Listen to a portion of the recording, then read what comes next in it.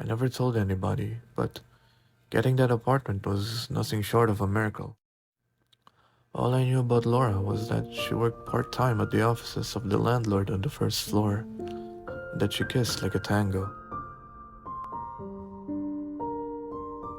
I met her on a July night when the skies blanketing Barcelona sizzled with steam and desperation. I had been sleeping on a bench in a nearby square when I was awakened by the brush of her lips.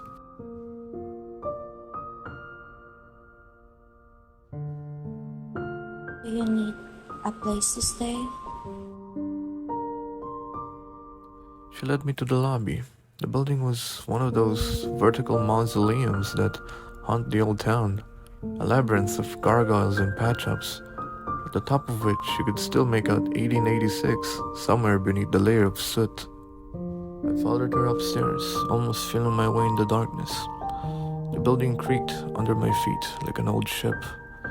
Laura never asked for any references, personal or financial. Good thing, because in prison, you don't get either. The attic was the size of my former cell, a spare room perched over the endless roof world of the old city. I'll take it. Truth be told, 3 years in the slammer had obliterated my sense of smell, and the issue of voices leaking through the walls wasn't exactly a novelty for me. One man's hell is another's paradise lost. Laura would come to me every night. Her cold skin and her misty breath were the only things that didn't burn during that scorching summer. At dawn, she would silently vanish downstairs, leaving me to doze off during the day. The neighbors had that meek kindness granted by years of misery and oblivion.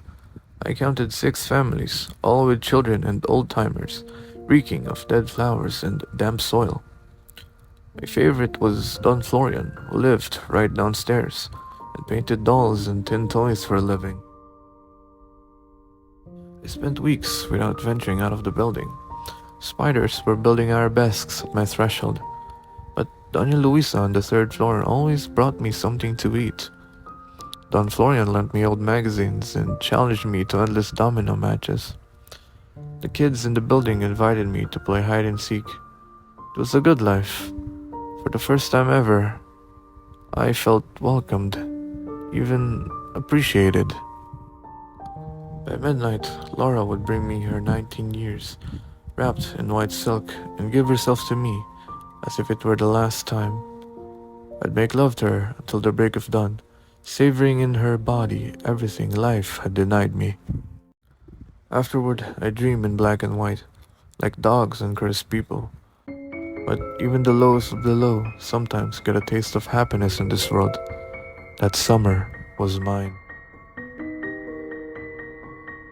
When the demolition people came by in late August, I mistook them for cops. The chief engineer told me he had nothing personal against squatters, but unfortunately they had to dynamite the place and raze it to the ground no matter what. There must be a mistake. Most chapters in my life begin with that line. I ran downstairs to the landlord's office on the 1st floor looking for Laura. All I found was a coat hanger and 2 inches of dust. I went to Don Florian's, 50 eyeless dolls rotting in shadow. Went through the entire building looking for just one neighbor, one voice. Silent corridors lay covered in debris. This property has been closed down since 1938. The young man, chief engineer, informed me. The bomb damaged the structure beyond repair. I believe we had some words. The wrong kind. My kind. I believe I pushed him down the stairs. Hard. This time, the judge had a field day with me. My old cellmates, it turned out, were still waiting. Hernan, the library guy, found a 10-year-old newspaper article about the bombardment during the Civil War. In the photograph, the bodies are lined up in pine boxes, disfigured by shrapnel, but they were still recognizable to me. A shroud of blood spreads over the cobblestones. Laura is dressed in white, her hands crossed over her open chest. It's been almost 2 years now, but in prison, you live or die by memories. The guards think they're smart, but she knows how to sneak in past any walls.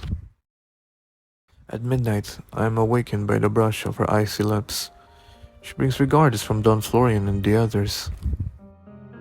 You'll love me always, won't you? She asks, and I say yes.